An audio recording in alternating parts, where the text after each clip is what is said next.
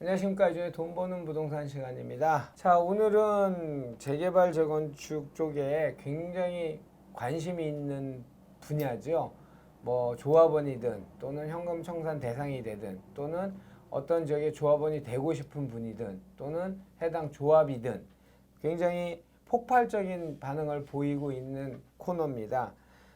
법무법인 재개발 재건축 전문 로펌이죠. 법무법인 센트로 김정호 변호사와 이야기 나누는 시간인데요. 오늘 그 주제도 여러분들의 눈이 휘둥그레질 만큼 재밌는 주제일 것 같습니다. 투기과열지군의 조합원이 될 수 있다? 물음표입니다. 조합원이 될 수 없죠. 그런데 될 수 있는 방법이 있다고 합니다. 자, 오늘 프로그램 진행할 분 소개해드리겠습니다. 재개발 재건축 전문 로펌 법무법인 센트로의 김정은 변호사 나오셨습니다. 안녕하십니까? 네, 안녕하세요. 네, 안녕하십니까? 예, 네. 투기과열지구에 예외적으로 조합원이 될 수 있다. 이거 되게 재밌을 것 같은데요. 네. 어떤 거죠?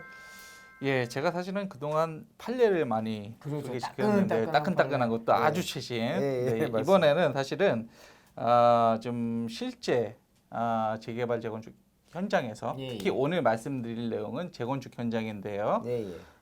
투기과열 지구와 관련돼서 이제 조합원 지위가 인정되기 어려운데 그렇죠. 거기서 부동산을 매수했을 경우에는 예. 예외적으로 조합원 지위가 인정될 수 있는 그런 규정에 대해서 예. 좀 설명을 드리려고 합니다. 자, 모든 분들이 잘 아시다시피 투기과열 지구에 있는 재건축 예, 예. 구역에서 이제 조합 설립 인가 후에 부동산을 매수할 경우에 자, 양수인은 원칙적으로는 조합원 지위를 받을 수 없고 현금 청산 대상자가 될 수 있거든요. 예. 근데 예외적으로 도시정비법 제39조 2항과 예, 예. 도시정비법 시행령 37조에 예외적으로 매수인이 조합원이 될 수 있는 상황에 대해서 규정을 좀 하고 있습니다. 그래서 이 상황을 잘 활용을 하신다면은 재건축 구역 내 부동산 특히 이제 투자를 생각하시는 분들에게도 유용한 정보가 될 수 있을 거라고 생각을 하고요. 특히 강남 재건축에 대해서도 관심이 많으시죠. 예. 강남 재건축에 대해서 관심이 많으신 분들에게도 좀 유용한 정보가 되지 않을까 이런 생각을 합니다. 자, 질문 드리겠습니다. 투기과열지구에서 재건축구역의 부동산 매수인이 조합원이 될 수 있다고요? 예. 어떻게 가능합니까? 라는 질문 드리겠습니다. 예. 방금 전에 말씀드렸듯이 원칙적으로는 투기과열지구에서 재건축구역에서 매수인이 그 조합원 지위를 인정하기 어려운데 조합 설립 인가 이후. 그렇죠. 조합 설립 인가 이후에 예. 예. 다만 예외적으로 조합원적이 인정되는 경우가 한 10가지 정도가 있습니다. 예외가요? 예외가요. 예외가 사실 상당히 많은데 오늘은 그 중에서도 실생활에서 자주 좀 활용될 수 있는 사례를 말씀드리려고 하고요. 특히 최근에 저희 법무법인 센트로에서 실제 상담을 했었던 사례입니다. 예, 서울 강남의 재건축 구역의 사례였고요. 사례는 근데 굉장히 간단했어요, 사실. 서울 강남의 대치동에 있는 재건축 구역에 있는 부동산을 매입하고자 했었던 의뢰인이었고요. 부동산을 매입을 할 경우에 조합원지위가 인정될 수 있느냐 이걸로 물어봤던 거죠. 그러면 조합 설립 인가 이제 다 된 거죠? 어쨌든. 그렇죠. 조합 설립 인가도 됐고 심지어 사업 시행 인가도 됐습니다. 예, 사업 시행 인가까지요? 예, 그랬었습니다. 그래서 저희가 검토했던 규정은 자, 규정을 잘 보실 필요가 있어요. 도시정비법 제39조 2항 그리고 도시정비법 시행령 37조입니다. 두 가지 조문을 자세하게 좀 보시면 재건축 서울에 있는 재건축 구역에서도 조합 설립 인가 후에 부동산을 양수하는 경우에도 예외적으로 조합원이 될 수 있다라는 것을 아실 수 있는데요. 자, 오늘 말씀드릴 그 사유는 한 3가지 정도입니다. 자, 재건축하면 재건축이든 재개발이든 사실 사업이 굉장히 오래 진행이 되잖아요. 그 조합 내부 사정에 따라서는 뭐 10년, 뭐 15년 이렇게 지연될 수도 있고요. 특히 이렇게 사업이 지연될 경우에 부동산 양도인이 그 양도를 할 수 있는 그리고 조합원 지위도 인정되게 할 수 있는 그런 규정입니다. 예, 3가지 정도를 구체적으로 말씀을 드릴게요. 일단은 조합 설립 인가일로부터 3년 이상 사업 시행 인가가 신청이 없는 경우 이런 재건축 사업의 건축물을 3년 이상 계속 소유하고 있는 자가 사업 시행 인가 신청 전에 양도하는 경우, 이런 물건을 양수한 매수인은 조합원 지위를 확보할 수 있는 거죠. 또 하나, 자, 그럼 그 다음 단계, 사업 시행 계획이 인가가 났어요. 예. 근데 그때로부터 3년 이내에 착공을 못했다. 이런 착공하지 못한 재건축 사업의 토지 또는 건축물을 3년 이상 계속 소유하고 있는 자가 그 착공 전에 양도할 경우, 자, 이런 물건을 살 경우에도 조합원 지위가 인정될 수 있어요.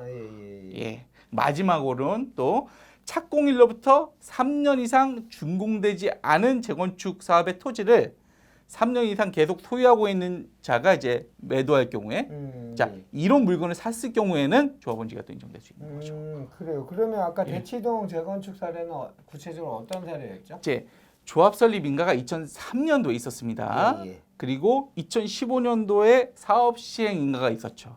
15년. 예, 15년도. 근데 사업 시행 인가가 있은 다음에 현재까지 착공하지 못하고 있었습니다. 근데 지금은 일단은 1호는 끝났고 예. 사업 시행 인가가 났기 때문에 예. 2호에 해당하겠죠. 현재 상황에서는. 예. 자, 이렇게 재건축 정비 사업의 경우에 뭐 조합 설립 인가가 나든 사업 시행 인가가 나든 사업이 지연되는 경우가 있습니다. 그럼요. 제축지구 같은 경우에는 뭐 2003년 된 다음에 다 15년 이상 걸렸잖아요. 예, 그러니까요. 예. 마찬가지. 그러니까 이제 조합의 대내적 사정뿐만 아니라 사실 정치적. 정부 정책 예. 이런 거에 따라서도 사업이 지연되는 경우가 허다한데요. 자, 재건축 사업이 지연되는 가운데 조합원 물건을 양수한 사람에게 무조건 조합원 지위를 인정할 수 없다?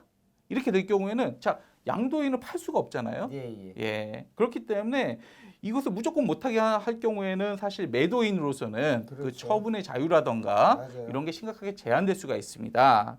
따라서 도시정비법은 이렇게 사업이 지연될 경우에 예외적으로 투기과열지구의 재건축 사업의 경우에라도 양수인이 조합원 지위를 취득할 수 있는 이런 예외 규정을 좀 만들어놨습니다. 좋습니다. 그러면 오늘 주제가 투기과열지구의 조합원이 될 수 있다 물음표라는 주제를 갖고 시작했는데요. 오늘 주제 정리 부탁드립니다. 예.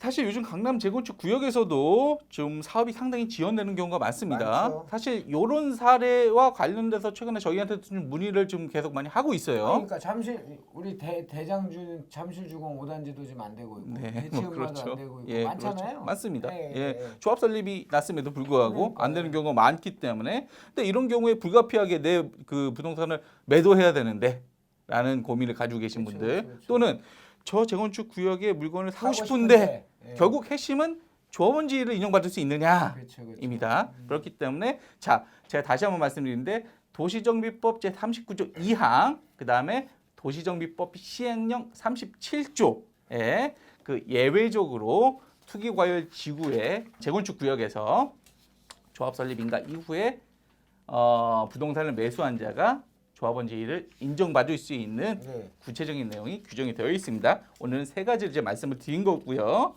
자, 사실 이 규정은 투기과열 지구에서 이제 재건축 구역에서 투자를 하시는 분들에게도 예. 상당히 많이 유용한 정보가 될 수 있을 거라고 생각합니다. 자, 예외적으로 조합원이 인정될 수 있는 사항을 오늘 세 가지를 얘기해 주셨어요. 첫 번째는 조합 설립 인가일부터 3년 이상 사업 시행 인가 신청이 없는 재건축 사업의 건축물을 3년 이상 보유하고 있는 자가 사업 시행 인가 전에 매도를 예, 양도할 할 경우에 예, 맞습니다. 제2호는 사업 시행 계획 인가일부터 3년 이내 착공하지 못한 재건축 사업의 토지 또는 건축물을 3년 이상, 그러니까 보유는 다 3년이 들어가는 예, 거예요. 예, 그렇죠. 3년 맞습니다. 이상 계속 보유하고 있던 자가 착공 전에 1항은 사업 시행 인가 신청 전에 양도하는 거고, 두 번째는 착공 전에 양도하는 맞습니다. 거고. 착공 전에 양도하고요. 세 번째는 착공일로부터 3년 이상 준공되지 못한 재건축 사업의 토지를 3년 이상 보유하고 있던 자가 양도하는 경우. 네, 맞습니다. 예외적인 규정이죠. 예, 그러니까 이 외에도 한 10가지 정도가 있는데요. 일단은 요 상황이 요즘에 저희가 상담을 받는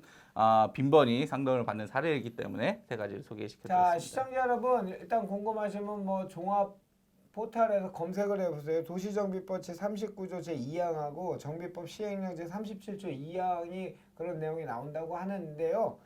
뭐 읽어는 보시고 상담을 반드시 하셔야 되겠죠. 엄청난 강남 재건축이라면 일단 덩어리가 크다 보니 뭐 내 전 재산일 수 있고 투자 금액이 될 수도 있지만 어쨌든 상당한 금액이 필요하니 네, 맞습니다. 전문가들 상담 꼭 받으시기 바라고요. 그 전문가는 바로 재개발 재건축 전문 로펌 법무법인 센트의 수석 변호사 김정우 변호사가 잘 아니까 상담 받으시기 바랍니다. 많이 도움 되셨죠? 다음 주에는 더 좋은 정보 가지고 우리 시청자 여러분께 좋은 법률 지식 드리도록 하겠습니다. 오늘 내용 너무 감사합니다. 예, 감사합니다. 네.